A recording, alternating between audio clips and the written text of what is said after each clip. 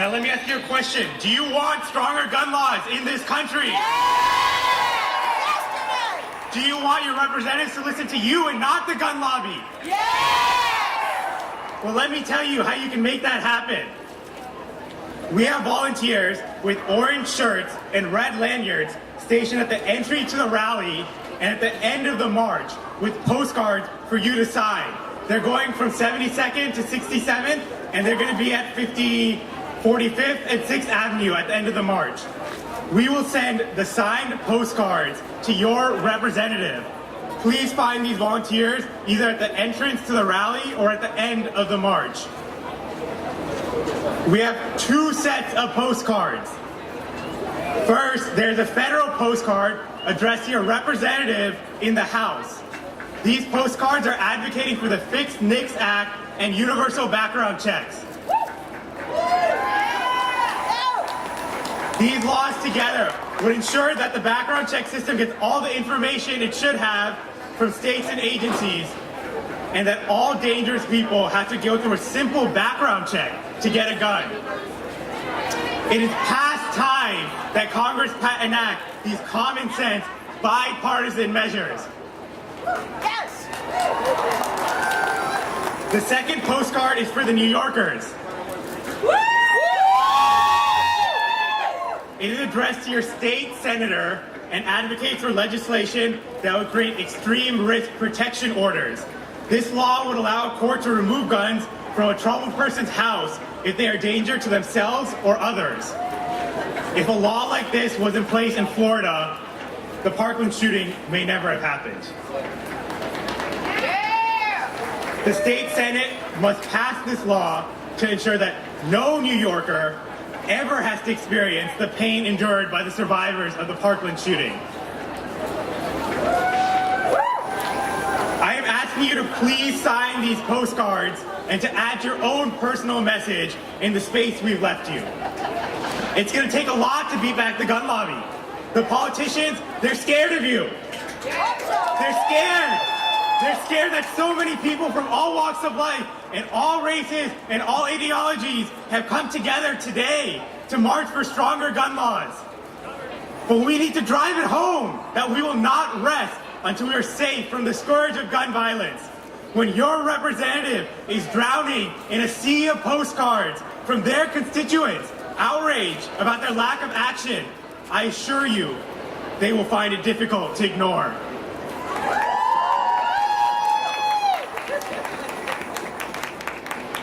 Now we're hoping our representatives listen to us and pass stronger gun laws. But if they don't, we're going to option B. We're going to vote them out.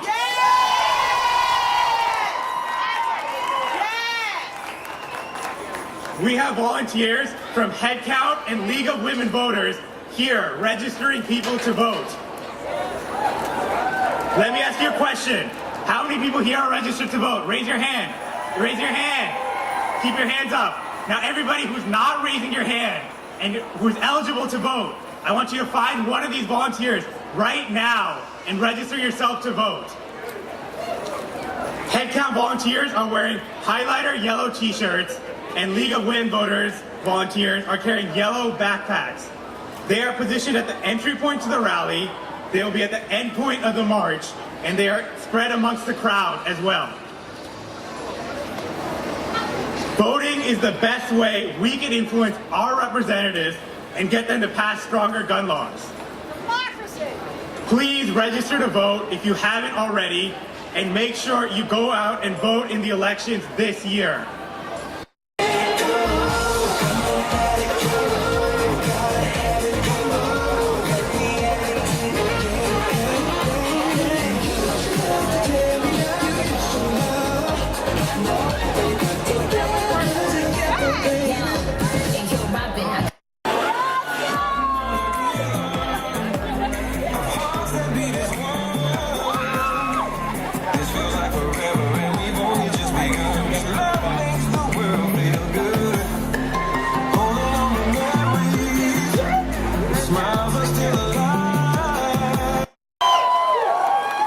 Thank you for joining us on this most impactful and inspiring day.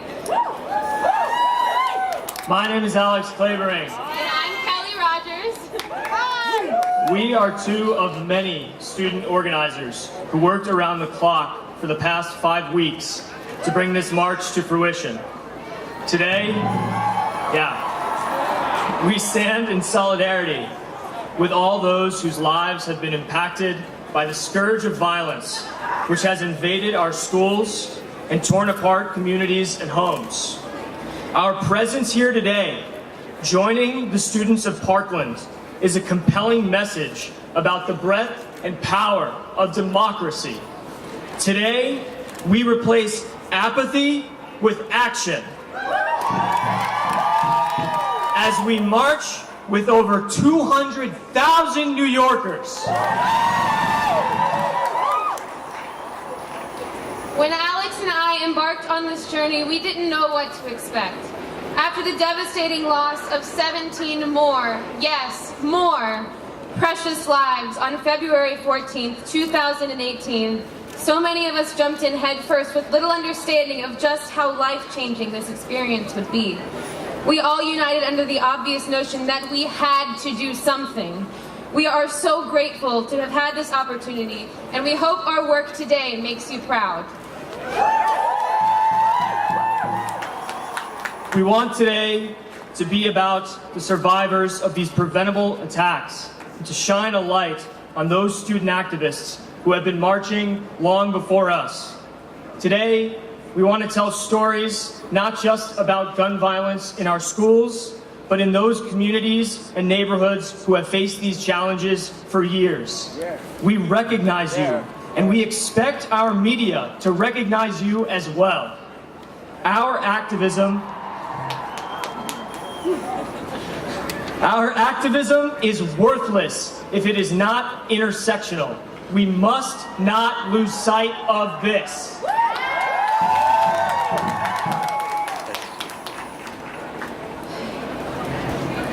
We'd like to take a moment to extend our deepest sympathies to the family and loved ones of Gina Montalto, who lost her life in the Parkland shooting, as they join us here today. To the Montaltos, you are brave, you are loved, you are heard, and we refuse to let Gina's name be forgotten. This day is for you and all of the many families here today who have suffered the unimaginable. Yeah, you are. Good morning, everyone. My name is Sam Hendler, and I am a sophomore at Marjory Stoneman Douglas. The first speaker I would like to introduce is Mary Lou Montalto, who is the grandmother of my Marjory Stoneman Douglas classmate, Gina Rose Montalto.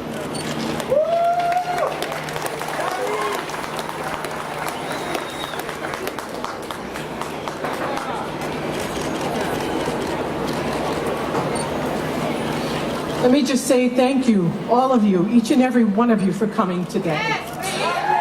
Thank you. I am reading this speech, which my son, Gina's dad, is giving right now in Parkland, Florida. So much of it relates to Parkland specifically and to Florida, but most of it relates to the world and our students, all of our students and our teachers. School should be a happy place for learning, and a safe place. My son begins, "Good morning, my name is Tony Montalto, and my daughter Gina Montalto was a victim in the mass shooting at her school on February 14th. I find myself in the unfamiliar spot speaking to all of you today. I prefer the background rather than center stage. In the wake of this tragedy, our family has been blessed with an amazing amount of support from this community, and I want to add, from all communities. Your actions have shown that we did indeed make a good choice when we moved to Parkland over 11 years ago. One of the things that drew us here was the quality of the schools.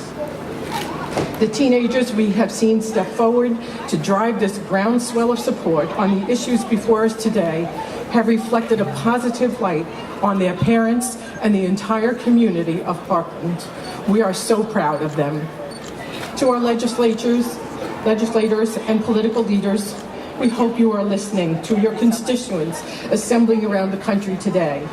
We need to change the status quo when it comes to school safety.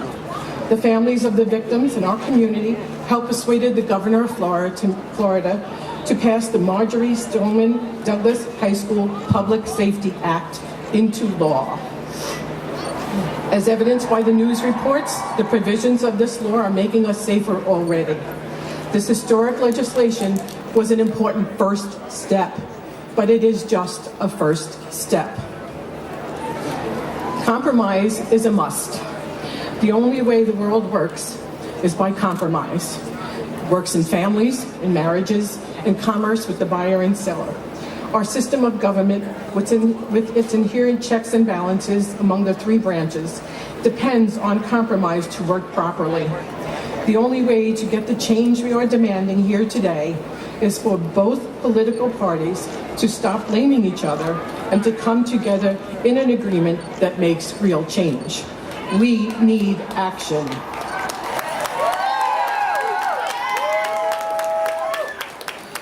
The answer to legislators who are wondering how to vote is simple. Vote to make schools safer. And again, I'm speaking for my son. Last week, my wife and I drove to St. Petersburg to speak to the Florida Constitutional Revision Commission. This group meets every 20 years to recommend changes for the state constitution. They are recommending that the Marjorie Stoneman Douglas law be put into the Constitution of Florida in the hopes that many of the states will follow their example. Florida has taken an important first step to enhance school safety, yet it is just the beginning of a long journey. My family has paid a terrible price for this progress. Our state leaders must continue working together to explore ways to keep all citizens safe. It is a good place to start. It does not affect everyone's ability to own weapons, yet makes us all safer. This simple compromise would save lives right here, everywhere in the United States of America. We call on more states to follow Florida's lead and create meaningful legislation to make all schools safer. This time must be different. Never again. I would now like to read the names of my Marjorie Stoneman Douglas classmates that we lost on February 14, 2018. Alyssa Al-Adef, Scott Beagle, Martin Duque Anguiano, Nicholas Dworet, Aaron Weiss, Jamie Guttenberg, Chris Hickson, Luke Hoyer, Kara Loughran, Gina Montalto, Joaquin Oliver, Elena Petty, Meadow Pollock, Helena Ramsey, Alex Schachter, Carmen Shentrup, and Peter Wayne. Let us all pause for a moment of silence to honor these affected.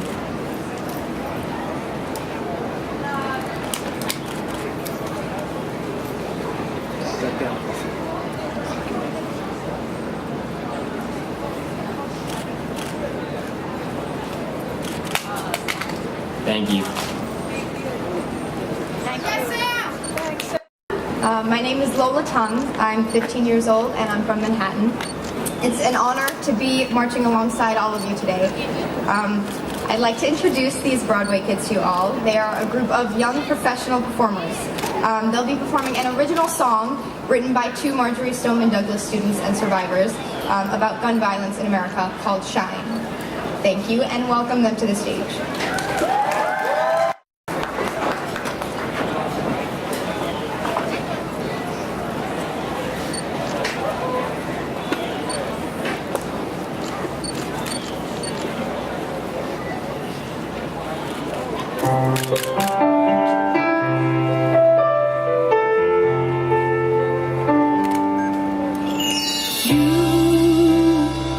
You threw my city away. You tore down the walls and opened up all the gates. You opened this town.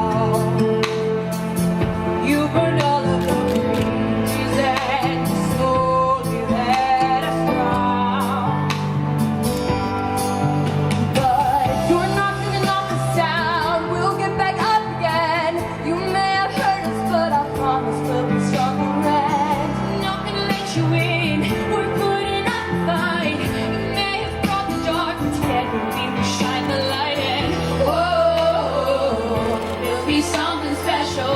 Whoa, we're gonna shine.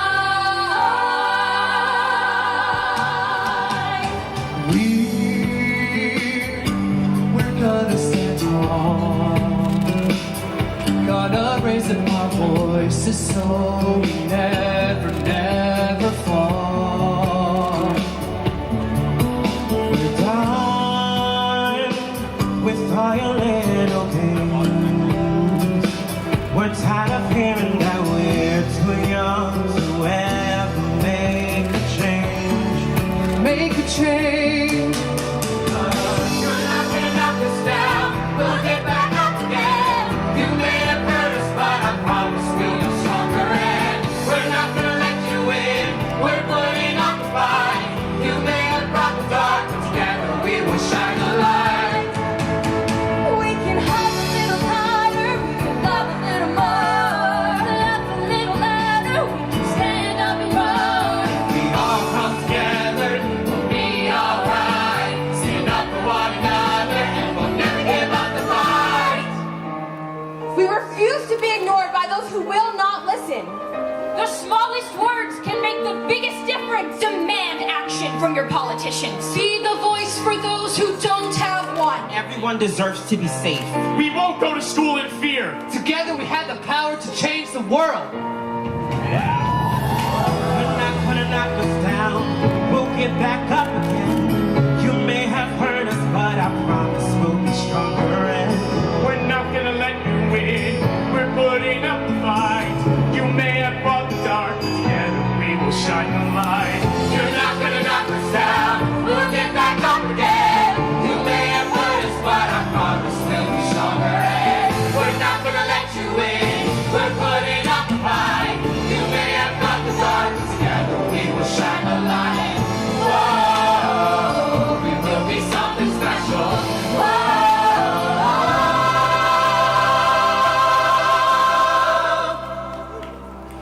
We will shine.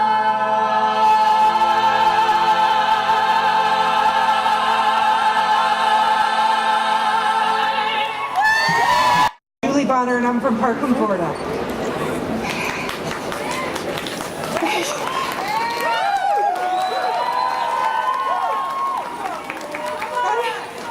My daughter Megan is a survivor of the Stoneman Douglas shooting. She's a junior and a JROTC member. I was in my office the day my world changed forever. Megan texted, "I think our school is getting shot up. I don't know if it's fake or a drill, but I'm in the building. It's happening if it's real." I called my daughter Emily, a freshman at Hunter College here in New York, and told her Megan was in the building and keep texting her. Emily's thousands of miles away, just kept asking Megan to keep texting her any letter at all to let her know she was okay. I kept looking over the text sent that day and saw one that said, from Megan, "Mom, don't come." And her dad said, "You can't keep her away."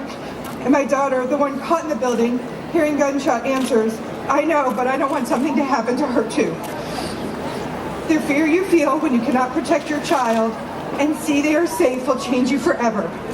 You would exchange your life for theirs in a split second, no questions asked. We as parents suffer in silence. We don't want to show our fear, but nothing will ever be the same for us.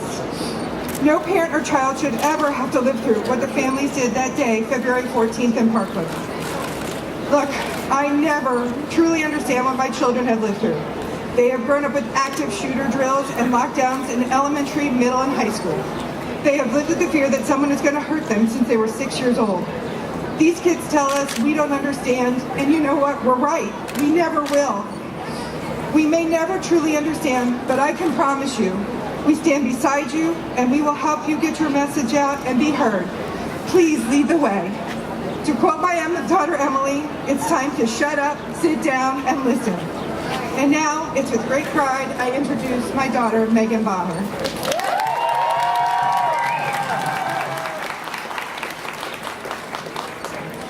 Hello, my name is Megan Bonner. I'm a junior at Marjory Stoneman Douglas. I was in my math class on the second floor of the freshman building, also known as the 12,000 building, when everything went down.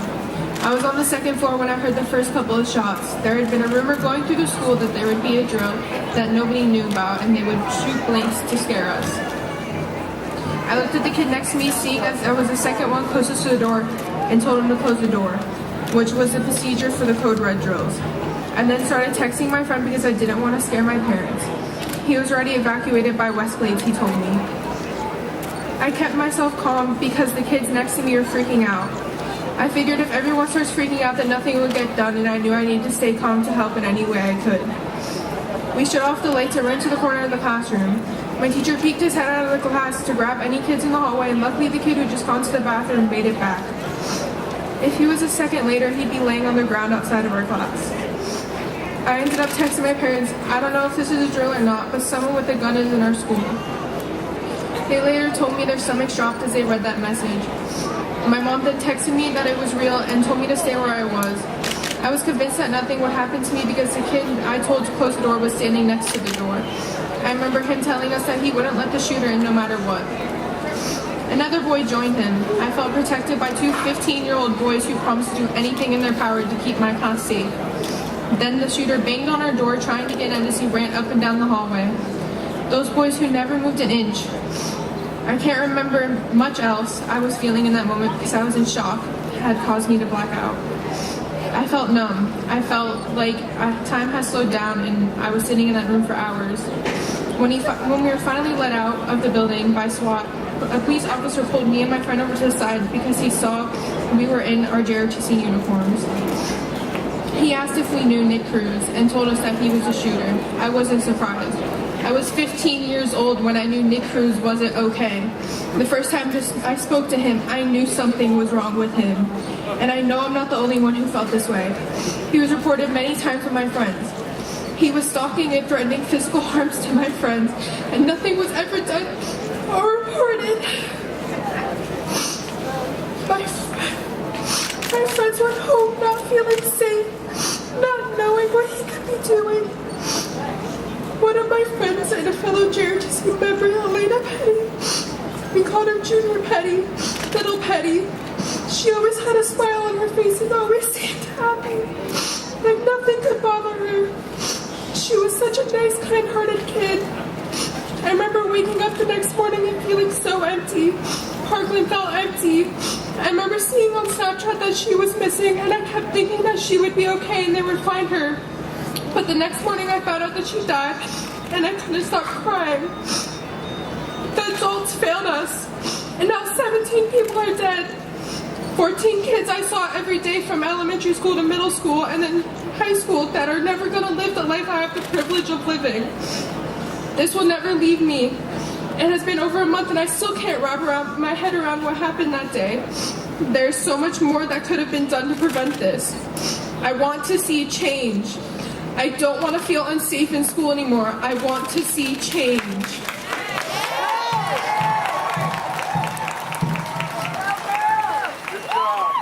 And the safety of our communities is put at risk by the dangerous agenda of the gun lobby.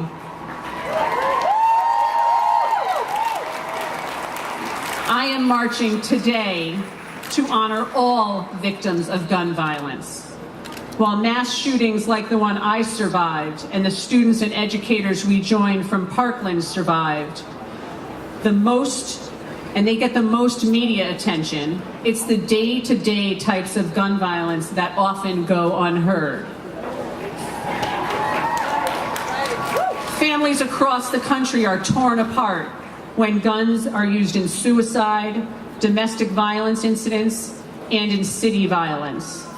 I march for your children, I march for my children, and I march for all of our lives.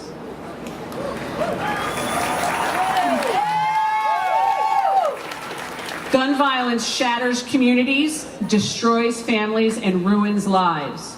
Regardless of the color of your skin, the type of community you call home, or your sexual orientation. My life, my family, and my community will never be the same. Every day there are more and more survivors as 96 more people die by firearm and hundreds more are wounded. The ripple effect of each shooting is becoming so widespread that those ripples are beginning to touch each other. I have listened to thoughts and prayers of people all over the country for the last 5 years as Americans are murdered in their churches, in their schools, at work, and at home. I'm so glad that you are all ready to fight, to join the fight to end gun violence once and for all. The children at Sandy Hook were too young to speak for themselves after their 6-year-old classmates died in 2012. But many of them are joining their families and the students of Parkland and young people across the country who are standing up to say enough. It's time for common sense gun legislation. As a survivor, I know firsthand what the Parkland survivors are going through as they process the deaths of 17 of their own who did not survive in their school. Yet despite their own pain and grief,